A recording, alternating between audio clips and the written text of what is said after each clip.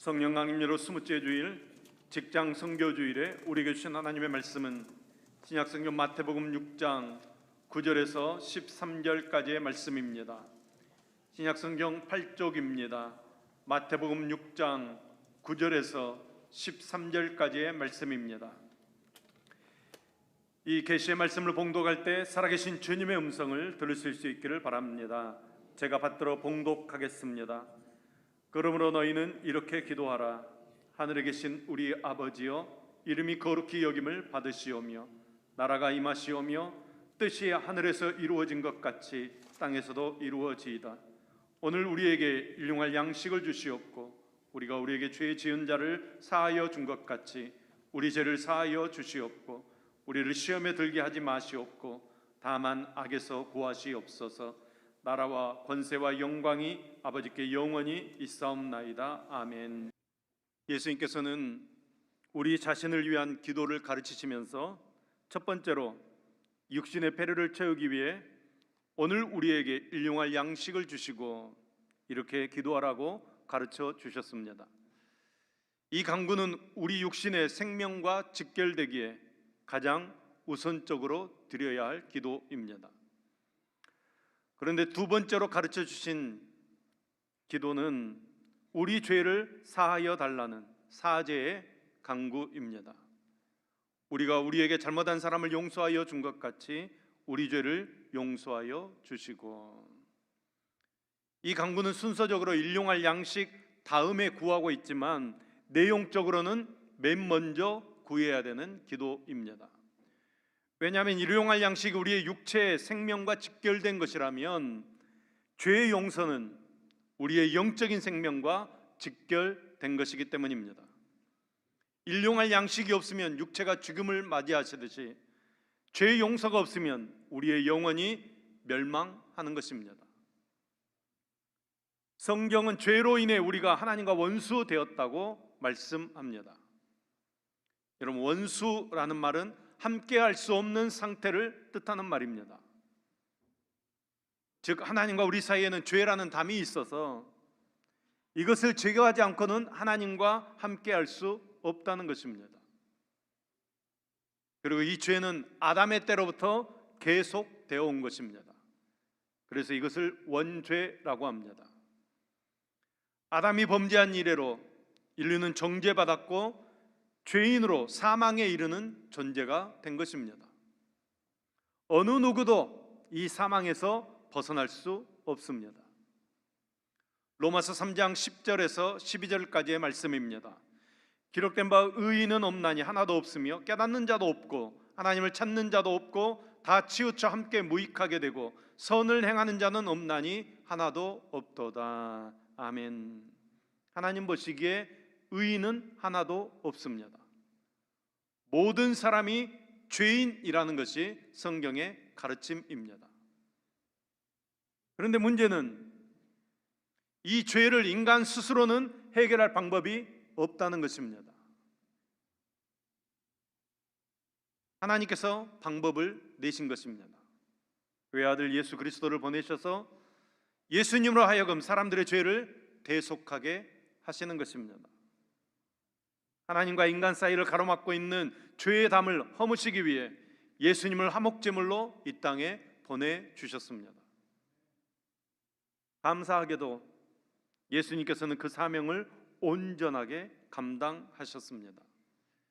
예수님께서는 죄가 없으시지만 우리들의 죄를 대신 지시고 십자가에서 거룩한 피를 흘려주시고 죽어주셨습니다. 죽으신 지 3일 만에 죄악 세력을 모두 이기시고 부활하셨습니다. 아멘.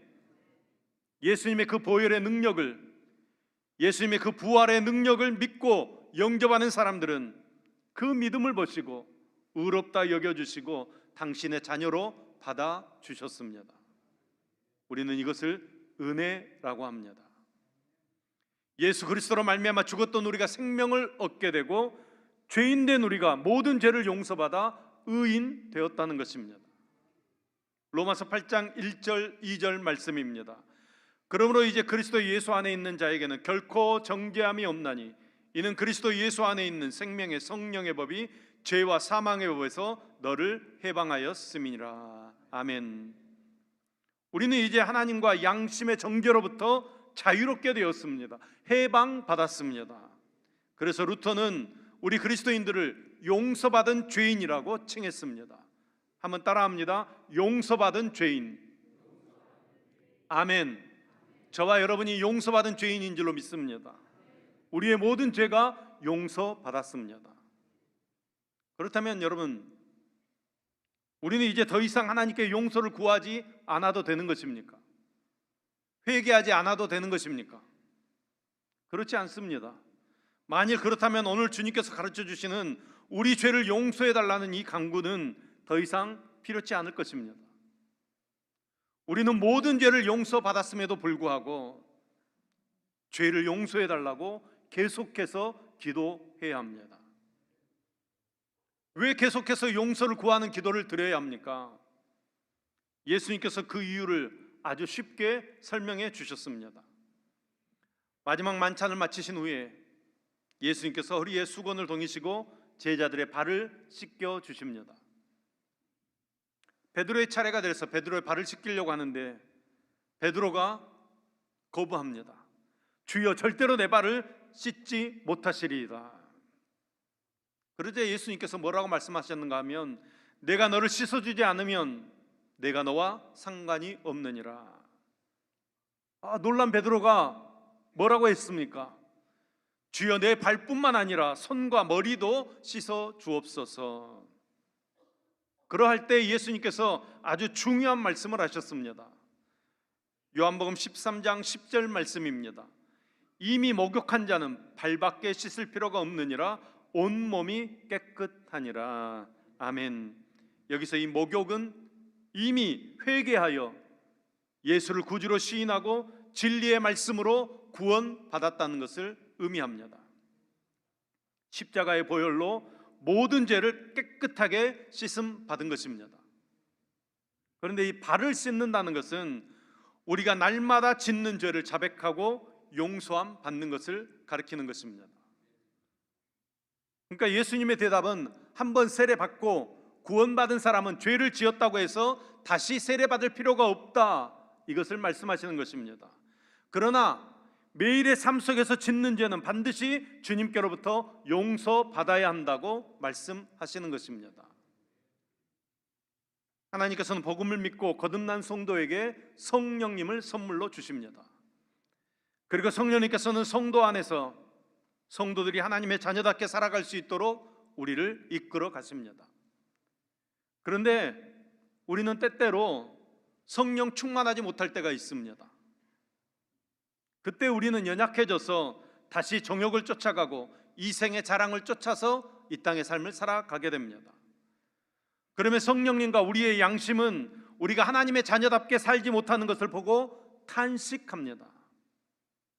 하나님께서는 이러한 때에 우리가 즉시 그 죄를 자백하고 하나님께 돌아오기를 원하시는 것입니다. 왜냐하면 여러분, 이런 상태가 계속되면 우리의 영혼은 치명적인 병이 들 수 있기 때문입니다. 그러므로 우리는 매일매일 하나님 앞에 나아가서 우리가 지은 죄를 자백하고 용서를 구하지 않으면 하나님과 우리의 관계가 소원해지고 구원의 감격을 상실하게 되고 영원히 병들 수 있다는 것입니다. 사랑하는 성도 여러분, 회개 없이는 용서함 받을 수 없습니다.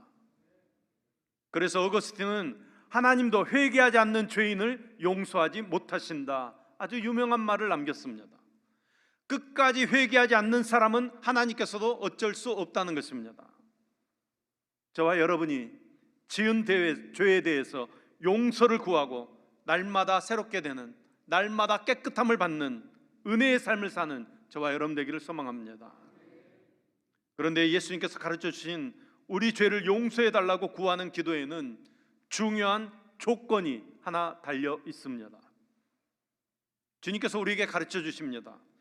우리가 우리에게 잘못한 사람을 용서하여 준 것 같이 우리 죄를 용서해 주옵소서, 이렇게 구하라고 말씀하셨습니다. 이 청원이 우리의 마음을 어렵게 합니다. 이 청원이 조건절로 되어 있다는 것입니다. 우리가 우리에게 잘못한 사람을 용서하여 준 것 같이.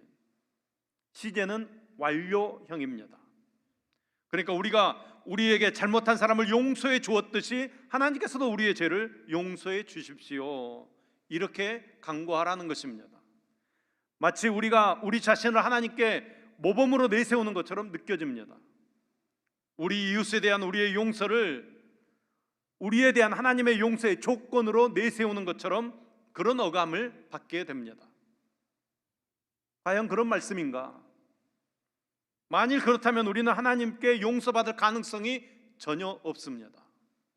왜냐하면 우리는 우리가 하나님 앞에 용서받기를 원하면서도 다른 사람을 용서할 마음의 준비가 되어 있지 않습니다.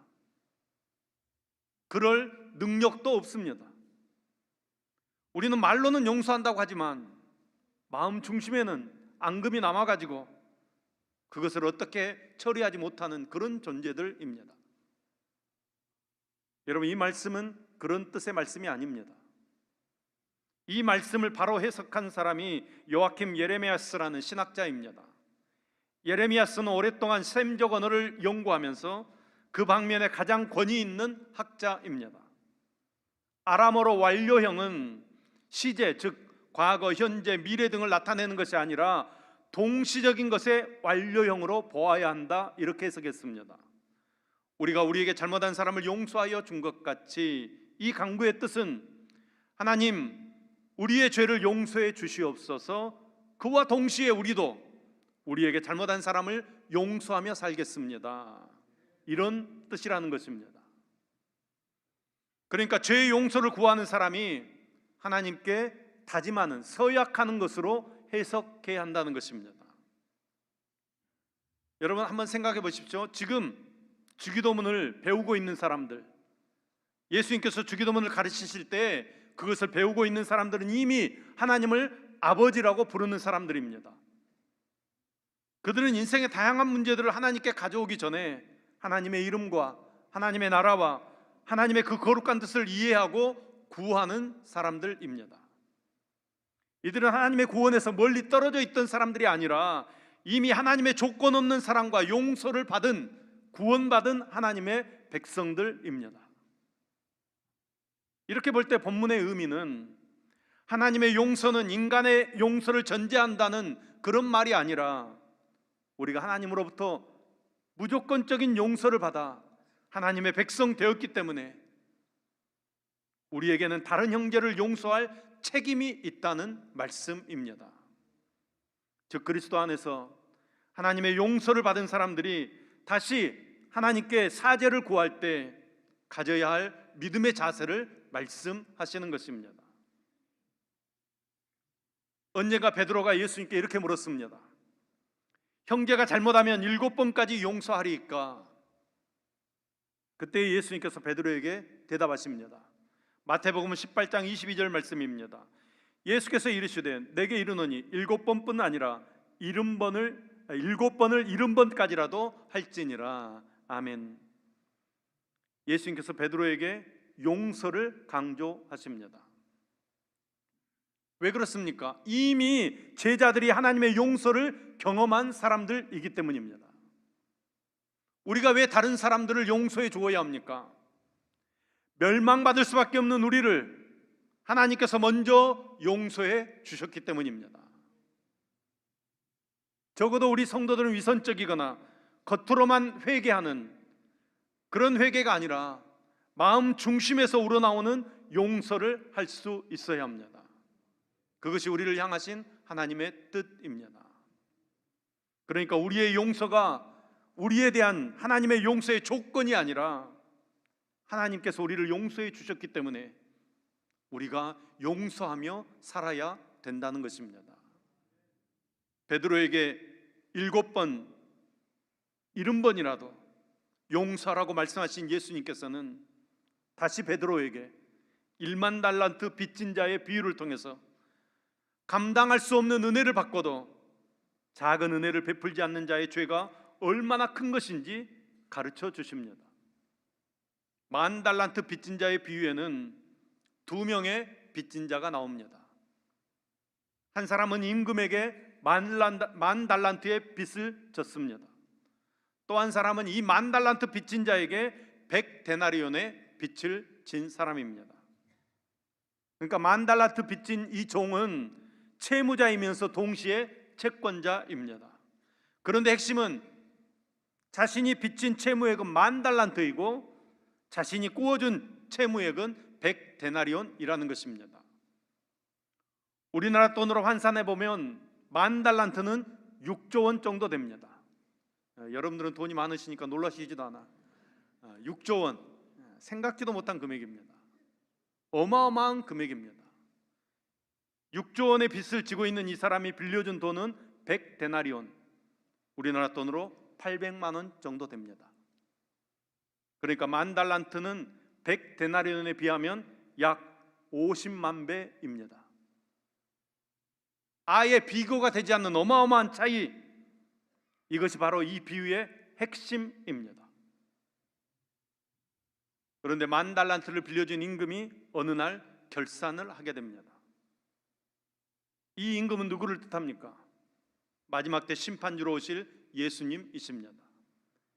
심판주이신 예수님께서는 마지막 재림 때에 우리를 결산하시면서 네가 얼마나 다른 형제를 용서하며 살았냐 우리에게 물으실 것입니다. 그런데 문제가 생겼습니다. 임금이 결산하려고 만 달란트 빚진 종을 데려오게 하는데 이 종은 도저히 그 어마어마한 액수를 갚을 길이 없습니다. 그래서 임금은 만 달란트를 탕감해 줍니다. 이 도저히 갚을 수 없는 어마어마한 만 달란트의 빚은 우리가 하나님께 지은 죄, 용서받을 수 없고 해결할 수 없는 그 큰 죄를 뜻하는 것입니다. 우리의 무능과 무기력을 뜻하는 것입니다. 그런데 우리는 이 빚을 다 탕감받았습니다. 우리가 주님으로부터 받은 갚을 길 없는 은혜, 구원의 은혜를 받았음을 뜻하는 것입니다. 말씀을 보면 임금은 처음에는 종의 몸과 아내와 자식과 모든 소유를 다 팔아가지고 갚아라 이렇게 냉정하게 명령합니다. 그 종이 엎드려 절하면서 제발 참아주십시오, 제가 반드시 갚겠습니다, 애원을 했습니다. 그러니까 이 임금이 불쌍한 마음이 들어서 그 빚을 다 탕감해 줬습니다. 놀라운 일입니다. 갚을 길 없는 용서의 은혜입니다. 우리가 하나님께 지은 죄는 도저히 갚을 길이 없는 큰 죄이지만 하나님께서는 은혜로 거저 용서해 주셨습니다. 그런데 이상한 일이 벌어집니다. 이 놀라운 탕감의 은혜, 용서의 은혜를 받은 종의 태도를 보셔야 합니다. 종은 기쁜 마음으로 집으로 돌아가는 길에 자기에게 100데나리온의 빚을 진 동료 한 사람을 만났습니다. 이런 말씀을 보면 그 동료를 붙들어서 목을 잡고 조르면서 빚을 갚아라 윽박을 지릅니다. 그 동료가 자기와 똑같이 엎드려 간구합니다. 나에게 참아주소서, 내가 반드시 갚으리이다. 이 종은 들어주지 않습니다. 동료에게 빚을 갚으라고 동료를 감옥에 가두어 버립니다. 참 어이없는 뻔뻔한 행동입니다. 여기서 100데나리온의 빚은 형제가 나에게 범한 작은 죄, 사소한 죄들을 뜻하는 것입니다. 지금 성경은 내가 하나님께 용서받은 죄에 비하면 형제가 나에게 지은 죄는 정말 아무것도 아닌 작은 죄에 불과하다고 말씀하고 있는 것입니다. 이 광경을 지켜본 동료 한 사람이 임금에게 그 사실을 다 알렸습니다. 임금이 분노했습니다. 일만 나를 빚진 종을 다시 불러서 호통을 칩니다. 악한 종아, 네가 빌기에 내가 내 빚을 전부 탕감해 주었거늘 내가 너를 불쌍히 여김같이 너도 내 동료를 불쌍히 여김이 마땅하지 아니하냐. 그러면서 주인은 만 달란트의 빚을 도로 갚도록 조치하고 그를 감옥에 넘겨버립니다. 무슨 뜻입니까? 영원히 죽을 수밖에 없는 큰 죄를 용서받은 우리가 어찌 내게 범한 작은 형제의 그 작은 죄도 용서하지 못하는가 하는 것입니다. 그렇다면 우리는 큰 죄를 용서받을 자격도 없다는 주님의 엄중하신 말씀입니다. 그래서 예수님께서는 이 비유의 결론을 이렇게 말씀하십니다. 마태복음 18장 35절 말씀입니다. 너희가 각각 마음으로부터 형제를 용서하지 아니하면 나의 하늘에 계신 아버지께서도 너희에게 이와 같이 하시리라. 아멘. 참으로 엄중하고도 무서운 말씀입니다. 우리도 이 주님의 말씀을 듣고 찔려야 마땅합니다. 회개해야 마땅합니다. 솔직히 말해봅시다. 사실 우리는 7번에 70번은커녕 7번도 아니 한 번도 제대로 용서하며 살지 못하고 있습니다. 여러분, 이 비유의 이야기는 우리의 이야기입니다. 얼마나 용서하며 사십니까? 겉으로뿐만 아니라 마음으로 얼마나 진실되게 용서하며 사십니까? 나의 감정을 상하게 한 사람을 용서하고 미움의 감정을 포기하며 살고 있으십니까? 나에게 육체적, 물질적 손해를 끼친 자들을 진실한 마음으로 용서하고 있으십니까? 여러분, 이 용서라는 것은 현대 사회의 관점에서 볼 때는 매우 어리석은 것입니다. 피해를 받았으면 보상을 받아야 하고 손해를 보았으면 그만큼 받아내야 합니다. 그것을 위해 법이 있는 것이고 변호사가 있는 것입니다. 그러나 말씀은 용서를 이야기합니다. 내가 하나님으로부터 위대한 사랑의 용서를 받았으니 우리도 마땅히 용서를 베푸는 것이 당연하다고 말씀합니다. 그 사람으로부터 용서를 받아내지 않으면, 보상을 받아내지 않으면 내가 견딜 수 없고 살 수 없을 것처럼 여겨지십니까? 그렇다면 여러분, 다시 이 주기도문으로 돌아가야 합니다. 좀 더 나아가 우리는 오늘의 강구에서도 용서가 단지 개인의 차원, 즉 내 죄를 용서해달라는 그런 기도가 아니라 우리의 죄를 용서해달라고 기도하는 것임을 주목하셔야 합니다. 12절 말씀입니다. 우리가 우리에게 죄 지은 자를 사하여 준 것 같이 우리의 죄를 사하여 주시옵고. 아멘. 이 땅에서 죄의 문제를 내 개인의 문제로만 치부하고 책임을 회피해서는 안 된다는 것입니다. 죄로 신음하는 세상 속에서 우리가 먼저 함께 죄를 회개하고 또 용서하고 그 죄와 맞서 싸울 때 하나님의 나라의 그 사랑과 정의, 그 하나님의 나라의 평화가 이 땅에 드러나게 될 줄로 믿습니다. 여러분, 그것이 하나님께서 우리에게, 우리 교회에게 주신 능력이고 사명입니다. 사랑하는 성도 여러분, 우리의 육체가 일용할 양식을 필요로 하듯이 우리의 영혼은 사죄의 은총이 필요합니다. 우리는 예수 그리스도 안에서 구원의 감격과 은혜를 누리지만 또한 날마다 우리의 죄를 고백하고 용서를 누려야 합니다. 그리고 날마다 하나님 앞에 나와 그리스도의 그 십자가의 보혈로 우리의 죄가 깨끗이 씻음받고 정결함 받아야 합니다. 또한 우리는 날마다 형제를 용서할 수 있는 힘을 달라고 기도해야 합니다. 우리가 진정으로 형제를 용서할 때 비로소 십자가의 은혜를 깨닫게 되는 것입니다. 하나님께서 우리를 용서해 주신 것처럼 우리도 형제와 이웃을 용서하고 그들을 긍휼히 여길 수 있는 성숙한 믿음의 사람 되어져야 하는 것입니다. 주님께서는 자신의 일생을 통해 우리의 죄를 용서해 주셨습니다. 여러분, 그 십자가의 사랑이 저와 여러분에게서 나타나기를 소망합니다.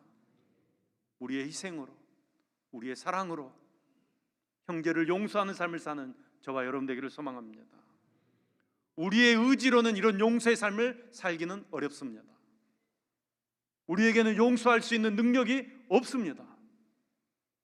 그래서 주님께서는 제자들에게 기도를 가르쳐 주시는 것입니다. 우리에게 이 기도가 필요한 것입니다. 주님, 주께서 십자가에 쏟으신 보혈의 피로 말미암아 내 죄가 용서받았듯이 나에게도 용서할 수 있는 십자가의 마음을 허락해 주시옵소서. 우리의 삶에, 우리의 인생에 이 기도가 넘쳐나기를 소망합니다. 예수님께서는 우리가 일용할 양식을 매일매일 구하듯이 날마다 하나님의 용서를 구하는 삶을 살아야 할 것을 주기도문을 통해 가르쳐 주십니다. 이 용서는 예수님을 믿음으로 받는 영원한 용서가 아니라 날마다 알게 모르게 지으는 모든 죄에 대한 용서를 받는 것입니다. 이것은 하나님과 교제와 관계를 위한 용서입니다. 날마다 나를 깨끗이 하는 것입니다. 날마다 우리가 하나님으로부터 용서함 받듯이 우리는 또 형제의 잘못을 용서하는 삶을 살아야 합니다. 형제의 잘못을 용서하는 삶을 사는 것이 영원한 속죄의 은혜를 입은 사람이라는 것을 증명하는 것입니다. 우리가 우리에게 죄 지은 자를 사하여 준 것 같이 우리 죄를 사하여 주시옵고, 여러분, 날마다 하나님의 용서를 누리는, 그리고 그 용서를 실천하는 저와 여러분 될 수 있기를 예수님의 이름으로 축원합니다.